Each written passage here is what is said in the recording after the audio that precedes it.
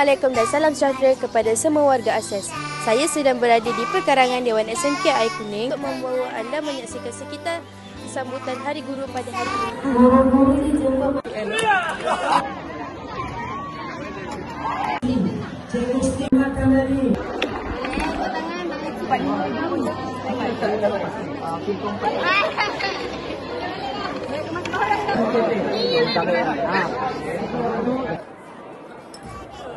Okay, saya nak tanya satu soalan dengan cikgu. Ya. Kalau tak jadi cikgu, cikgu nak jadi apa? Kalau tak jadi cikgu, plan B cikgu mungkin jadi businessman. More kepada bakery. Kalau cikgu bukan seorang cikgu, cikgu apa sekarang? Mungkin saya seorang pegawai polis. Pegawai cikgu.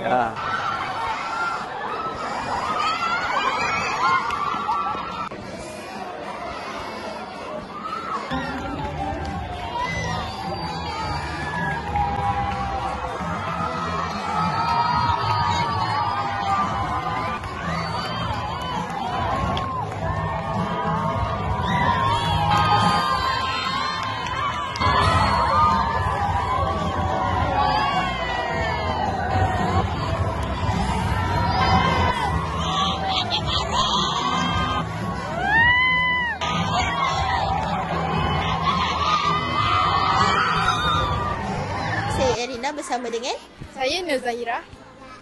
Saya Nur Fatihah. Saya Dila. boleh tak saya tanya beberapa soalan? Okay, boleh? Apakah cikgu yang paling anda gemari? Cikgu yang paling saya gemari ialah Cikgu Ramiza. Teacher Umi. Saya Cikgu Fatimah. Itu je saya akan tanya. Okay. Terima kasih.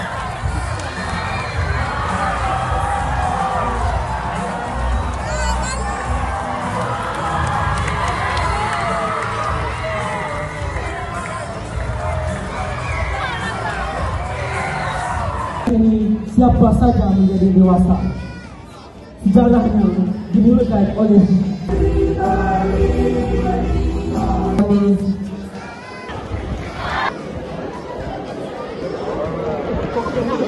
tokoh guru wanita bagi tahun 2025 jatuh kepada Cikgu Saadi Matun. 025 jatuh kepada Cikgu Tajuddin. Boleh saya tanya satu soalan? Boleh. Okey, sebenarnya apakah cabaran cikgu, cabaran yang paling besar dalam masa mengajar ni? Okey, kalau cikgu ingatkan balik kenangan zaman-zaman sebelum-sebelum ni, cabaran yang paling besar tu bila kita tengok murid susah sangat nak terima apa yang cikgu dah sampaikan.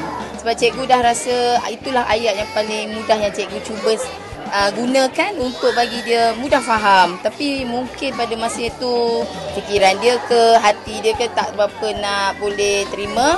Cuma cikgu harap satu hari dia akan boleh catch up lah balik apa yang cikgu dah sampaikan.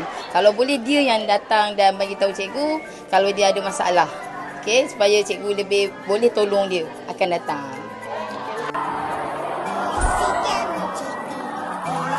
Terima kasih cikgu sebab selalu sabar, selalu bagi semangat walaupun kadang-kadang kami ni banyak terlena. Doa kami, cikgu sentiasa sihat, terus menginspirasi dan menyinari hidup anak-anak murid cikgu. Terima kasih.